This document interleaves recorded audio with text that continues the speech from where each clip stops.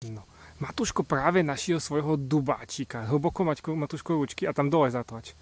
A práve si ho vyberá a ukáže svoju krásnu húbku, ktorú našiel. Ukáž nám ju tady.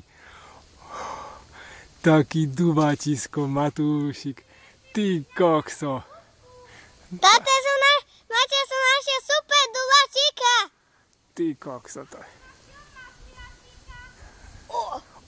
Paráda. On má sviačik. Má sviačika. Ukáž ešte raz, ho pokúkame. No, toto je Matúškov dubáčik. Ty beka. A našiel ho celkom sám. Táta si ho vôbec nevšimol. Si ho okolo neho Ukáž ešte, aký máš 3 dubákov v ruke. Ešte takých malých pigáčikov. Ešte taký pigáčik, taký malý tučňoch, takýto tučňoch a vyškerený na tutko. Táta, ty si sem prebehol a ja som sem išiel a zrazu, dubák. Aha, dubák. No a už sa k nám blíži Maťko. Takto po lese ide. Vidíš moju hubu XXL? Ty, a ty máš červeniaka. Ukáž, ty kokso. Ty si našiel brezáka. A chceš moju XXL? No a Maťko červeniaka sám, špeciálneho. Ty vole. Dík more, aký červený. Ako môj.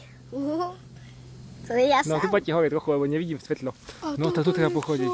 No, toto je len taká ona. Maťko s Matúškom. Ukáž ho ešte raz, Maťko. Maťko s Matúškom na hubách. Takýto červeniáčik, krásny. Len tak bol dole. No, to sa volá brezák.